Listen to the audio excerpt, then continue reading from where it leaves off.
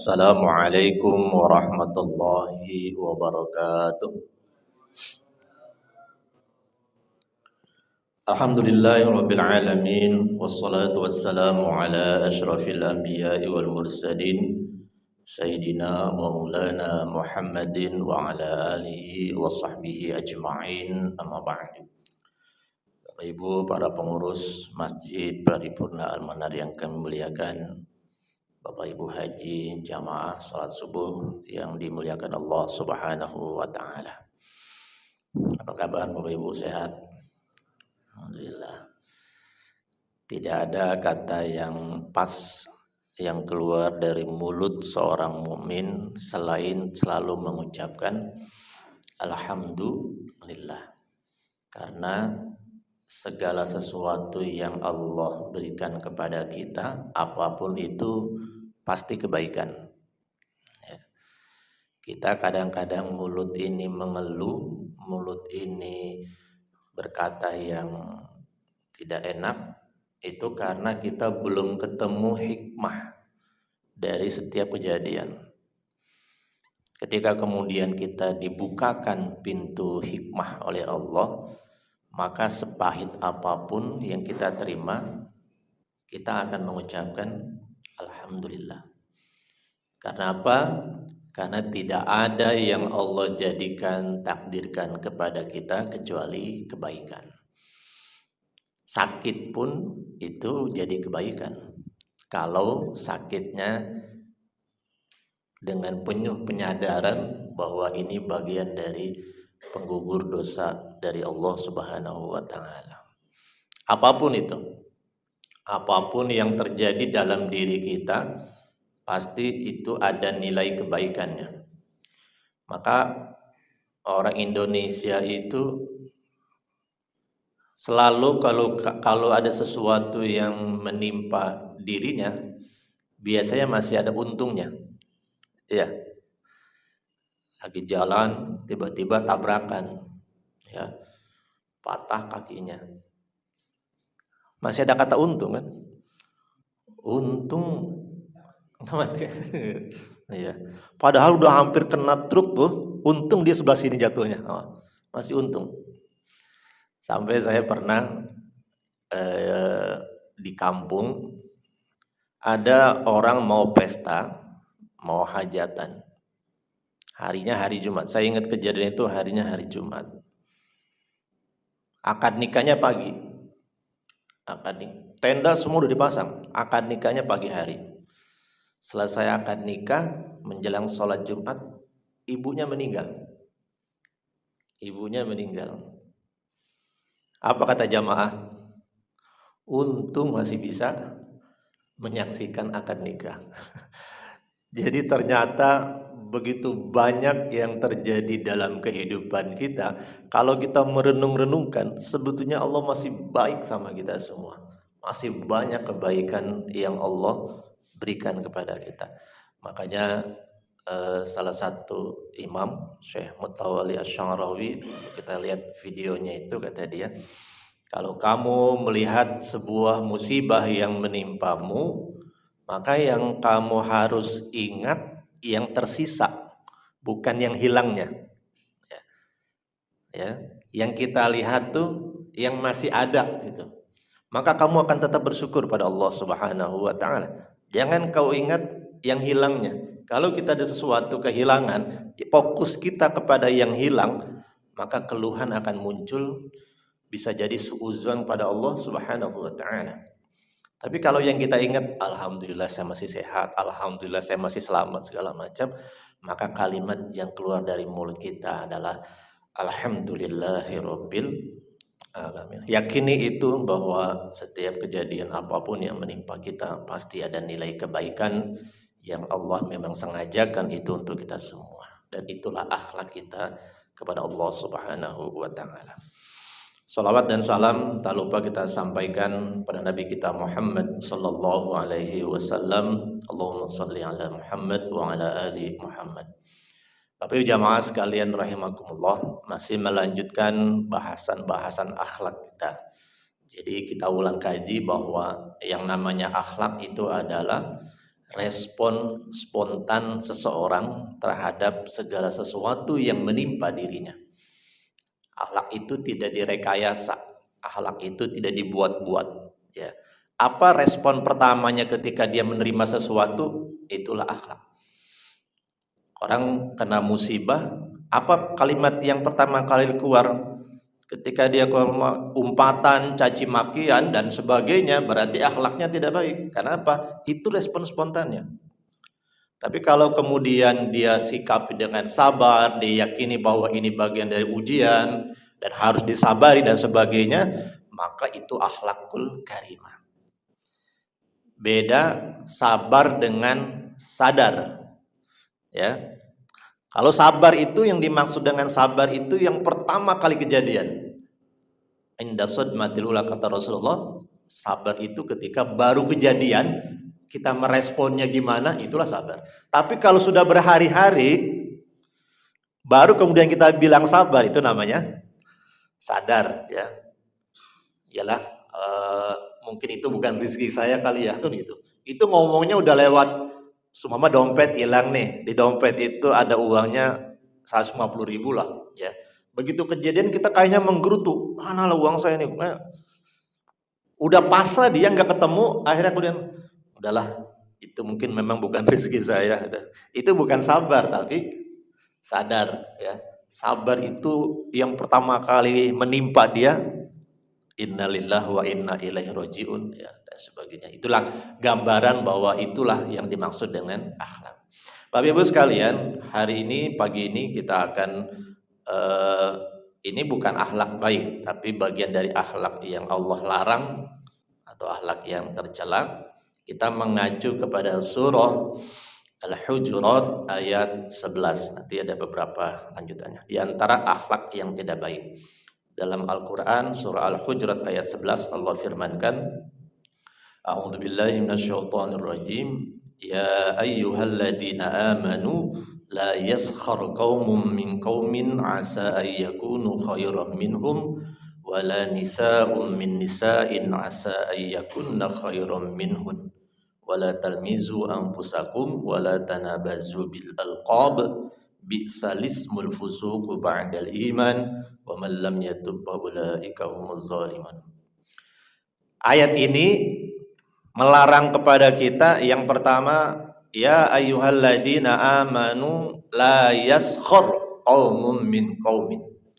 Wahai orang-orang beriman, janganlah sebagian kaum mengolok-olok kaum yang lain. Janganlah kalian saling mengolok-olok, jangan saling menghina, jangan saling mengejek. Kenapa? Asa ayyakunu khairam minhum. Karena boleh jadi mereka yang diejek, yang dihina, yang diolok itu khairum minhum, lebih baik dari mereka yang mengejek tadi. Ya. Sesuatu akhlak yang dilarang adalah menghina, penghinaan, mencaci, ya, menjelek-jelekan orang. Ini bagian dari akhlak yang tercela. Bapak Ibu, kalau kita kaji, menghina itu kalau definisi di bahasa Indonesianya, menghina itu sama dengan merendahkan orang lain. Kita lihat dulu. Orang bisa menghina itu biasanya pada level dia lebih atas dari yang dihina. Pernah nggak kejadian yang menghina itu yang levelnya di bawah? Pernah nggak? Ada nggak kejadian yang menghina ini level posisinya yang dari hinaan itu dia di bawah? Ada nggak? Ada. Orang kaya dengan orang miskin yang cenderung menghina siapa? Orang kaya. Ada orang miskin menghina orang kaya dengan kekayaannya? Nggak ada. Tapi orang kaya cenderung dia bisa menghina orang miskin karena kemiskinannya. Jadi biasanya penghinaan itu ketika orang merasa posisinya dia lebih tinggi daripada orang yang dia hinakan tadi, terhadap objek dari materi yang dia hina. Orang ganteng dengan orang yang jelek itu yang cenderung lebih mudah menghina yang mana? Yang ganteng kan? dasar ganteng. Ada nggak orang jelek terus ngina orang ganteng? Ada nggak? Dasar ganteng banget loh. Ada nggak gitu? Nggak ada.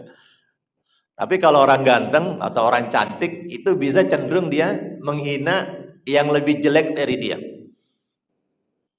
Dasar jelek, udah jelek belagu lagi kan gitu. Jadi orang bisa menghina ini karena dia merasa dia dalam posisi yang lebih tinggi dibanding objek yang dia hina tadi. Orang hitam itu biasanya dia dihina karena yang menghina itu putih. Tapi kalau sesama hitam menghina, ada nggak? Dasar hitam banget loh, kayak putih aja lo juga paling hitam lah itu. Itu kan nggak bisa jadi hina tuh, karena sniper dia. Tapi ada orang yang fisiknya putih, kulitnya putih, kemudian dia menghinakan yang kulitnya hitam. Dan itu sering terjadi. Ini materi-materi begini saya sering bawakan itu di anak-anak kita. Karena hina menghina itu bagian dari bullying. Ejek mengejek itu bagian dari bullying. Ya. Nah, tapi boleh jadi itu akan terbiasa dan kemudian menjadi besar.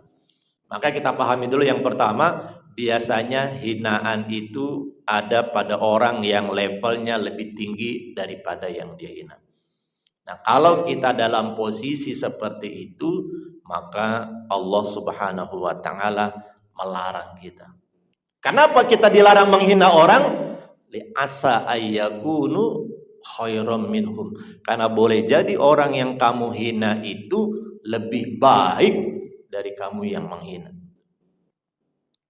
Kebaikannya Allah yang Maha tahu, kita tidak tahu. Sekalipun dia banyak dosa pun, sekalipun itu ya, tak ada hak kita untuk menghina orang lain. Kita kadang-kadang bisa menghina orang lain dari segi dosanya, karena kita merasa kita yang paling banyak amal solehnya, kita yang paling banyak ibadahnya. Ketika ada pendosa menghadap kita, ketemu kita dengan pendosa, cenderung dalam hati kita menghina dia. Kenapa? Karena kita posisinya merasa ibadah kita lebih bagus. Itu nggak boleh. Kenapa? Karena kita tidak tahu, boleh jadi ada amalan seseorang yang itu dirahasiakannya dan Allah sangat cinta kepadanya. Maka katanya asa ayyakunu khairum minhum. Karena boleh jadi kalian orang yang kalian hina itu lebih baik darimu. Dalam makalah Arab mahfuzat itu saya hafal waktu di pondok itu, la tahtakir mandunaka falikulli syai'in maziyah. Jangan kau hina orang selainmu, karena setiap sesuatu punya kelebihan. Setiap orang itu punya kelebihan. Setiap orang yang Allah lahirkan itu punya skill. Maka tidak patut mulut kita ini untuk menghinakan dia. Apapun itu. Ada orang yang secara fisik, mohon maaf, secara fisik dia kurang sempurna. Kita mengatakan kita hina dia. Orang kakinya begitu ya jalannya. Nah, physically kita hina, kita nggak tahu bahwa boleh jadi dengan dia fisik seperti itu, dia ridho dengan takdir Allah yang dititipkan kepadanya, maka kemudian Allah muliakan diri dia dengan keridhaan terhadap fisik yang Allah ciptakan pada dia. Boleh jadi dia lebih hebat dari kita, dia lebih mulia dari kita. Makanya tidak boleh Bapak Ibu sekalian kita menghina orang, karena fisik itu juga bagian dari yang dilarang kita menghina. Ya. Guru kita itu Ustaz Somad, saya pernah kejadian di beliau saya bawa ke sebuah sekolah. Di sekolah itu anak-anak madrasah, anak MI, anak SD ya. Semua berebut mau salaman, setelah salaman mau foto-foto. Pas mau foto, beliau pilih anak perempuan yang kecil ya. Yang mohon maaf, wajahnya itu apa gini ya. Keriput-keriput gitu, anak kelas 3 SD tapi udah kayak orang tua gitu. Beliau panggil ya, dan kemudian dia pangku situ. Boleh jadi di teman-temannya anak ini sering dilecehkan. Boleh jadi di mata teman-temannya anak ini sering dihinakan. Karena apa? Karena fisiknya. Nah, ini yang harus kita ajarkan kepada anak-anak kita juga. Jangan menghina fisik seseorang. Ada orang yang tubuhnya mohon maaf sangat minimalis, ya, pendek gitu ya, itu jangan juga bagian. Pokoknya apapun lah, yang memang itu sudah kudrat Allah titipkan, takdirkan kepada orang tersebut, jangan sampai kemudian terlintas kita. Ini kan akhlak nih, akhlak itu kan respon kita tuh. Kadang-kadang mulut kita itu spontan aja tuh ngeliat orang yang agak beda gitu, cebol kan itu, gitu ya, jangan. Kemarin saya bicara di anak-anak ini di sekolah itu ada anak ABK namanya. ABK itu kepanjangan dari anak berkebutuhan khusus. Ya. Sekarang sekolah-sekolah itu diwajibkan menerima anak-anak ABK, sekolah inklusi. Jadi semua itu harus tertampung. Gitu. Anak ABK ini cenderung mendapatkan bulian, sering mendapatkan cemoohan, sering mendapatkan intimidasi dari teman-temannya. Kenapa? Dia agak kurang ya, kurang bicaranya, kurang. Saya punya siswa udah SMA, bedakan uang 1.000 sampai 5.000 aja dia nggak tahu. Lalu usianya sudah SMA, nggak bisa dia bedakan mana uang 1.000 mana uang 5. Pokoknya nggak kenal uang. Ya, tuh. Pak usia udah SMA. Itu kan objek untuk dibully tuh. Gitu. Ini yang saya sampaikan materi ini supaya kita juga sampaikan kepada anak-anak kita. Akhirnya waktu itu saya pisahkanlah anak-anak ABK ini ke dalam sebuah ruangan dulu, di bawah guru BK-nya. Saya ngomong kepada anak-anak, saya bilang, jangan kalian hina teman-teman kalian yang berkebutuhan khusus. Ya. Karena apa? Karena dia tidak bisa memilih untuk hidup normal sesuai dengan maunya kita semua. Dia sudah Allah takdirkan memang seperti itu dilahirkannya. Jadi ketika kalian mungkin kemudian mengejek, menghina orang-orang yang secara mentalnya berkebutuhan, pada hakikatnya kalian sedang menghina penciptanya, ya ini Allah Subhanahu wa Ta'ala. Kalau boleh memilih, andaikan ketika di dalam rahim anak-anak ABK ini disuruh pilihan sama Allah, kamu memilih normal lahir dalam kondisi sempurna atau berkekurangan? Mungkin semua bayi-bayi itu kan mengatakan, saya mau sempurna, saya mau lengkap seperti yang lain. Tapi Allah sengaja takdirkan kemudian dia mengalami kebutuhan. Dari segi kelambatan berpikir, otak yang agak kurang dan lain sebagainya. Gitu. Maka itu bukan maunya dia, saya bilang. Itu bukan pengennya dia. Dan kalau kemudian kita ejek orang-orang yang secara mental berkebutuhan tadi, maka boleh jadi saya bilang, Allah suatu saat akan uji kita dalam posisi itu. Allah akan uji kita. Bagaimana cara Allah ujinya? Yang tadinya normal, itu dibuat menjadi tidak normal, bagi Allah gampang atau tidak? Gampang. Dari yang tadinya otaknya bagus, 130 ke atas, rata-rata IQ-nya, dibuat sama Allah menjadi di bawah 70, bisa nggak bagi Allah? Bisa. Jadi saya bilang, andaikan kamu kemudian yang normal sekarang Allah rubah menjadi seperti teman-teman kamu yang berkebutuhan khusus, bagaimana kamu rasakan nanti hidup seperti itu? Maka jangan hinakan dia, jangan ejek dia, saya bilang itu. Atau ternyata Allah tetap berikan normal kepada kita, tapi suatu saat kamu akan punya anak, kamu akan punya cucu. Siapapun yang menghina orang lain karena kebutuhan fisiknya, kekurangan fisiknya, boleh jadi nanti Allah titipkan anakmu itu seperti itu. Apa yang kamu rasakan selaku orang tua kalau kamu punya anak seperti itu? Jadi saya bilang tidak ada cara lain selain menyikapi setiap yang kita lihat itu dengan kebaikan.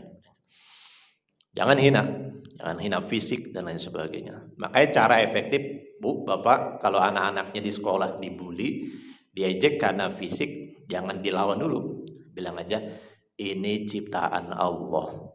Kalau kamu menghina, berarti kamu menghina pencipta saya. Kalau kamu merasa sudah hebat, lebih hebat dari Allah, silakan hina saya. Saya bilang. Tapi kalau dihina, balas lagi menghina, itu nggak bisa habisnya tuh. Ya, karena Orang yang ketika dihina itu dia akan cari objek yang kira-kira menjadi kelemahan orang yang menghina itu untuk dibully juga. Itu nggak habis-habisnya.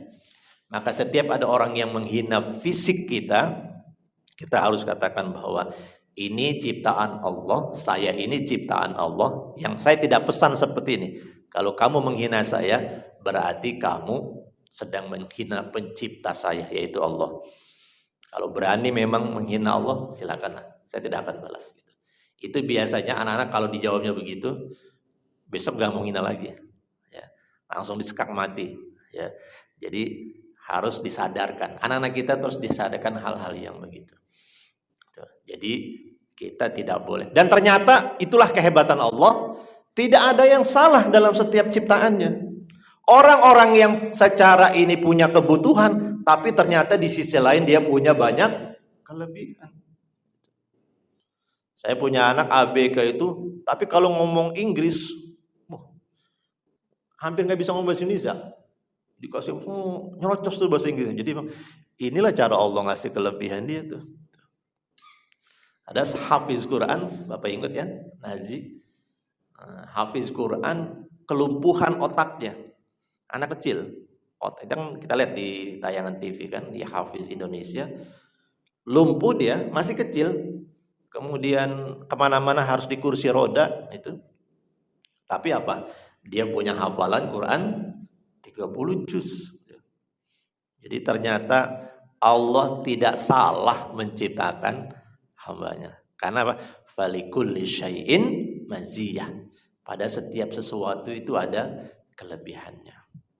Maka kita sebagai orang yang merasa sempurna secara segala sesuatunya lebih dari yang lain, mulut kita ini jangan sampai menghina orang. Menghina karena fisik tidak boleh. Menghina karena kekayaan tak boleh juga. Ada orang miskin kita hina-hinakan. Bahkan sampai kepada pendosa pun, andaikan kita ketemu dengan mohon maaf wanita-wanita yang menjual dirinya, itu tetap kita tidak boleh hina. Kenapa? Kita tidak tahu, boleh jadi akhir hayatnya dia husnul khatimah. Siapa yang tahu ending dari kehidupan kita? Kita yang merasa hidup kita baik, amal kita banyak, ibadah kita rajin, apakah kita yakin akhir hayat kita husnul khatimah? Atau mungkin ada orang yang begitu banyak dosanya, tapi dia punya amalan nanti yang kemudian Allah ridho dengan amalannya, gugur semua dosa-dosanya. Sementara kita yang merasa bersih terus, sibuk dengan menghina orang, sombongnya itu yang Allah kemudian tidak ridhokan diri kita. Maka ada ulama yang dia ngelihat siapapun tuh positif, dia hebat gitu. Ketika dia ngeliat anak kecil nih, apa kata dia? Enaknya jadi anak kecil, hebat kamu, mulianya anak kecil. Karena apa? Dosanya masih sedikit. Ngeliat anak yang usia lebih rendah, dia memuji dia. Karena apa? Yang kecil itu berarti dosanya lebih sedikit. Saya lebih tua, dosa saya lebih banyak. Kalau dia ngeliat ada orang yang lebih tua darinya, dia berpikir senangnya dan nikmatnya orang yang lebih tua dari saya. Berarti amalnya sudah lebih banyak. Jadi semuanya dilihat seperti itu. Bahkan katanya ulama sufi itu sampai hewan-hewan yang dia lihat pun juga dia tidak mau hinakan. Betapa yang hewan ini nanti di hari kiamat tidak dihisab ya di hadapan Allah Subhanahu wa taala. Sementara saya di hari kiamat nanti akan menghadapi pertanyaan-pertanyaan malaikat, sebagainya akan bertanggungjawabkan amal ketika di dunia.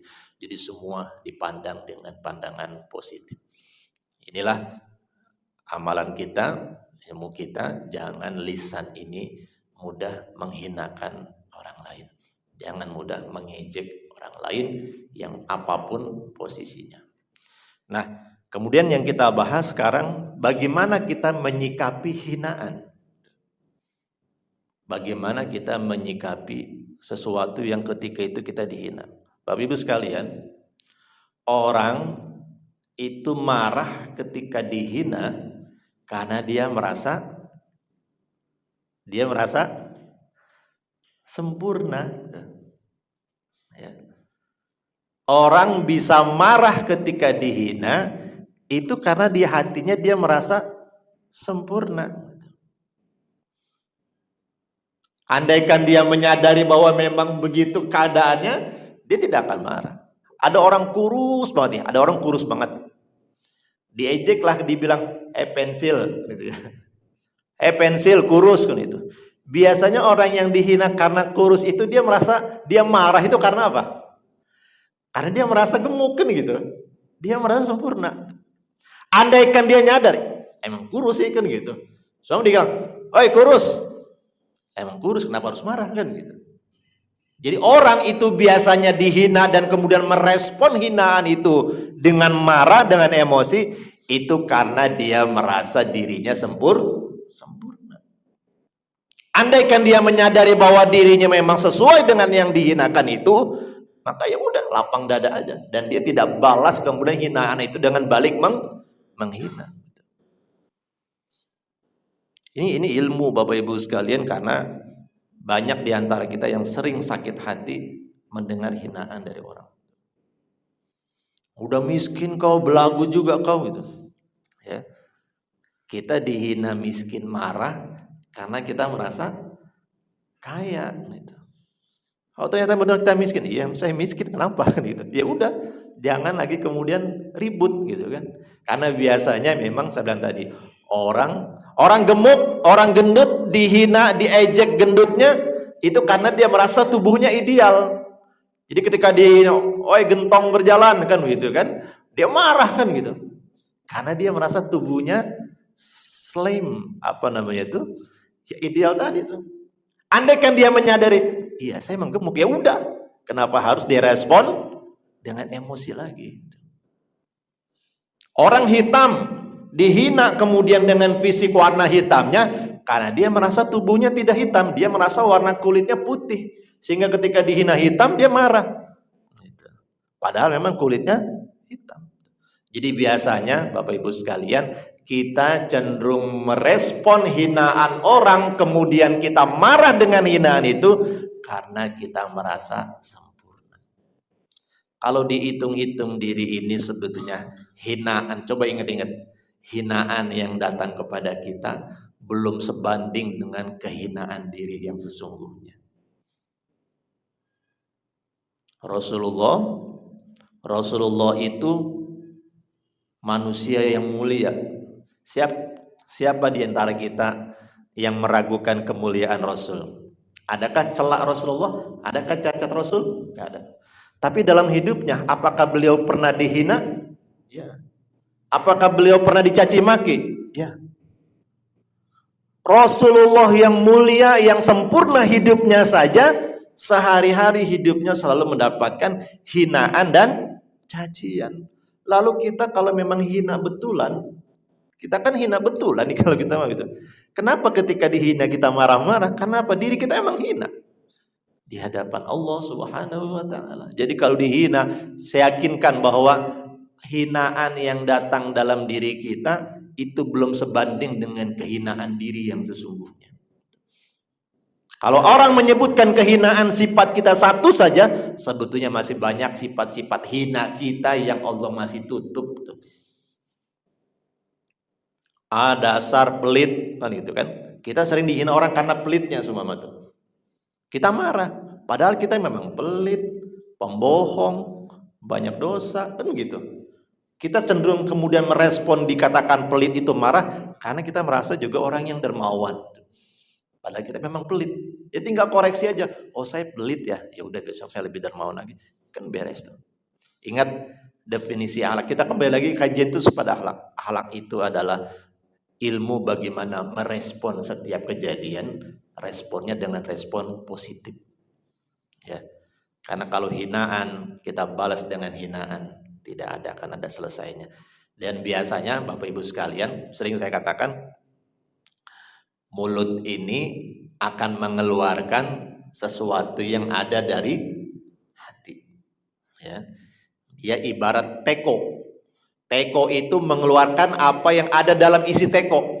Kalau dalam isi teko itu adalah air putih, maka yang keluar juga air putih. Kalau dalam isi teko itu air teh, maka keluarnya juga teh. Kalau dalam isi teko itu kopi, keluarnya juga kopi. Mulut ini cerminan dari apa yang ada dalam hatinya. Orang yang dalam hidupnya hanya bisa menghina, berarti dasarnya dia memang manusia yang hina. Karena apa? Setiap hari, setiap saat yang bisa dia keluarkan kata-kata hinaan. Nggak mungkin orang hidupnya mulia kalau mulutnya masih suka menghina. Dia mulia itu dalam dirinya nih. Kalau dia udah mulia dalam dirinya, dalam hatinya, maka nggak mungkin mulutnya itu keluarnya sampah. Caci makian, hinaan itu nggak mungkin keluar. Karena apa? Hatinya sudah. Jadi cerminannya itu di hatinya. Maka orang kalau hidupnya hanya baru bisa menghina, berarti sebetulnya yang hina sesungguhnya adalah dia. Caranya begitu aja. Tapi itu bukan untuk dia, ini hanya untuk kesimpulan kita saja. Makanya Bapak Ibu sekalian, merespon hinaan, yang pertama sadari bahwa kita masih banyak kekurangannya dari yang dia hina daripada kehinaan yang sesungguhnya. Jadi bagaimana Ustadz? Ya udah, terima saja. Pelit, makasih kan itu. Dasar ya pokoknya kata-kata negatif, ya terima kasih ya kan itu. Karena saya bilang tadi, yang disebutkan negatifnya kepada kita itu masih sebagian. Yang aslinya itu masih banyak lagi. Masih banyak. Coba kalau jujur-jujur nih kita, ya. Kira-kira berapa persen hinaan yang datang ke kita dengan kehinaan kita yang sesungguhnya? Masih banyak yang Allah tutupin kan? Makanya meresponnya jangan berlebihan. Jadi sadari bahwa diri ini banyak kekurangannya, sadari bahwa diri ini banyak kelemahannya, sehingga setiap hinaan yang datang kepada kita tetap kita responnya dengan cara kebaikan. Dihina fisik jangan marah, karena ini adalah ciptaan Allah dan saya tidak pesan untuk punya fisik seperti ini. Maka ikhlas dan terima saja. Orang bisa jadi akan marah tadi karena dia merasa dalam kondisi yang sempurna, ya.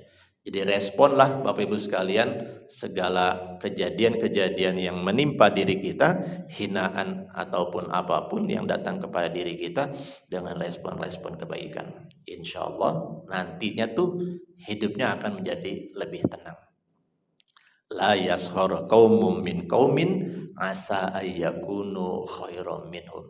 Yang menariknya di ayat ini, sampai-sampai Allah pertegas, karena biasanya gini, ketika Allah bilang ya ayyuhalladzina amanu, itu berlaku antara laki-laki dan perempuan kan, ya ayyuhalladzina amanu kutiba alaikumusiyam. Amanu di situ laki-laki perempuan atau laki-laki saja? Laki-laki perempuan kan, ya.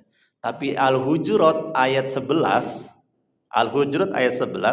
Allah katakan ya ayyuhalladzina amanu, wahai orang-orang yang beriman. Sebetulnya beriman itu laki-laki dan perempuan. Janganlah sebagian kamu mengolok-olok, mengejek kepada sebagian yang lain, karena boleh jadi yang diejek, yang dihina lebih baik dari kalian yang menghina. Wala nisaun min nisain, dan jangan juga perempuan-perempuan ini mengejek perempuan-perempuan yang lain. Mengapa sampai Allah pertegas sesudah kata al-manu pakai kemudian kata-kata wala nisa min nisain? Karena boleh jadi peluang orang gampang menghina dan mengejek itu yang paling dominan siapa? Perempuan. Ya. Bapak-bapak jarang kan yang ngedek-ngejek, kita jarang ya. Insya Allah enggak lah. Mulut bapak-bapak kan tersimpan ya, artinya sedikit bicaranya. Tapi perempuan itu ngeri, ya. Makanya ayat ini sampai ditekankan wala nisa'um min nisa'in asa ayyakunna khairam minhunna. Janganlah para perempuan kalian mengejek wanita-wanita yang lain, karena boleh jadi wanita yang kalian ejek lebih bagus dari kalian wanita yang mengejek. Ibu-ibu kalau lagi pengajian itu kan kadang mulut sih mungkin gak keluar ya, tapi kadang pikiran tuh udah, ya Allah, orang jilbabnya kok warnanya nggak matching banget sih, udah mulai tuh ngomentarin yang dilihat yang paling gampang itu kan ibu-ibu biasanya perempuan kan begitu. Kok bajunya nggak matching sih sama bawahannya atau apalah kan gitu. Sampai ada orang yang ngomongnya banyak pokoknya nggak ada yang lebih-lebihnya orang itu, nggak ada positif-positifnya lah kalau perempuan tuh. Ada orang yang banyak omong, dia bilang, orang yang banyak kali omongnya, bosan saya dengarnya. Ya. Jadi kecenderungan untuk mudah mengejek itu, kecenderungan untuk tidak bisa menahan lisan itu kebanyakan dari kaum perempuan. Makanya Al-Hujurat ayat 11 itu menekankan lagi, janganlah para perempuan kalian mengejek wanita-wanita yang lain, karena boleh jadi wanita atau perempuan yang kalian ejek itu dia lebih hebat, lebih bagus dari kalian mengejek. Apa bagusnya dia? Sampai-sampai mohon maaf, wanita itu kita tahu sendiri tidak baik sekalipun, itu saya bilang tadi, tidak berhak untuk kita mengejeknya, tidak berhak untuk kita menghakiminya. Karena apa? Kita tidak tahu ada kelebihan orang itu. Masih ingat Bapak Ibu sekalian cerita seorang wanita tunasusila, wanita malam, yang dia memberikan air minum kepada seekor anjing, ya. Allah ridho dengan perbuatannya, gugur semua dosa-dosanya. Jadi saya bilang tadi, kita tidak tahu ending dari kehidupan kita itu, kita tidak ada yang tahu. Makanya jangan pernah menghinakan orang lain. Orang miskin jangan pernah kita hinakan dengan kemiskinannya, karena boleh jadi dia miskin tapi kemudian dia sabar dan dia ridho. Orang-orang yang sabar, innamas sabiruna innama yuwaffas sabiruna ajrahum bighairi hisab. Orang-orang yang sabar itu pahalanya tanpa batas, bighairi hisab, ya. Boleh jadi ada orang miskin, dia sabar dengan kondisi miskinnya, setiap hari dia sabar, maka dia mendapatkan pahala tanpa hisab, unlimited, yang sangat banyak dibandingkan dari Allah Subhanahu wa taala. Sementara kita yang kaya, ya, di hari kiamat nanti kita belum tentu bisa mempertanggungjawabkan kekayaan kita. Maka jangan pernah merendahkan. Dan diri ini kalau saya baca, kalau saya bawa di renungan khutbah Bapak sekalian, mengapa kita tidak boleh merasa diri suci, ya? Karena diri ini penuh dengan kotoran. Coba di telinga kita ada kotorannya enggak? Ada kotoran kan? Di mata ada kotoran enggak? Ada. Namanya tai mata kan itu, kotoran telinga. Di hidung ada enggak? Ada. Ya. Bahkan kata ulama, setiap hari dan setiap saat kita membawa kotoran besar yang tersimpan dalam perut kita. Ibaratnya ini kita seperti tinja yang berjalan, mohon maaf. Kita seperti kloset yang berjalan, kita seperti toilet yang berjalan. Ini perut kita kan kotoran semua nih, gitu. Jadi menyadarkan kita jangan pernah sok suci, jangan merasa sok bersih dalam hidup ini. Siapapun, karena keilmuan, jangan. Di ini kotor. Allah sudah sadarkan kita dengan itu tuh. Di ujung tangan kita ada kotoran, di jari-jari kita ada kotoran. Nempel tuh. Makanya kita ini ngejar, banyak banget kotoran-kotoran dalam diri saya. Setiap kita menyadari itu, kayaknya kita nggak bisa kemudian menghinakan orang, nggak bisa merendahkan orang. Orang yang sudah menyadari bahwa dirinya penuh dengan kotoran, maka tidak mungkin dia akan mudah menghina orang lain di bawah yang ada posisinya di bawah dari diri dia. Yuk, pelajaran yang pertama kita belajar dari surah Al-Hujurat ayat 11, bagaimana jangan pernah merendahkan orang, jangan pernah menghinakan orang yang posisinya lebih bawah dari diri kita. Lalu orang yang dihina, orang yang direndahkan, jangan marah, jangan merespon dengan berlebihan. Sadari bahwa hinaan yang datang dalam diri kita belum sebanding dengan kehinaan diri yang sesungguhnya. Sadarilah bahwa jangankan diri yang benar-benar hina ini, maka Rasulullah yang mulia saja hidupnya penuh dengan hinaan oleh orang-orang kafir ketika itu, apalagi kita yang memang hina betulan. Maka tidak ada kuasa kita untuk marah, ya, melawan setiap datang hinaan yang datang kepada diri kita semua. Mudah-mudahan dengan begini yang merasa lebih tidak menghina, yang di bawah ketika dihina dia bisa bersabar, maka insya Allah itulah akhlak-akhlak mulia yang Rasul ajarkan kepada kita semua. Insya Allah bulan berikutnya kita akan kaji lagi masih di surah Al-Hujurat, larangan-larangan Allah terkait dengan sikap-sikap yang tidak baik dan bagaimana merespon semua itu kepada diri kita. Mudah-mudahan bermanfaat. Mohon maaf jika ada kesalahan. Terima kasih atas segala perhatian. Billahi taufiq wal hidayah. Assalamualaikum warahmatullahi wabarakatuh.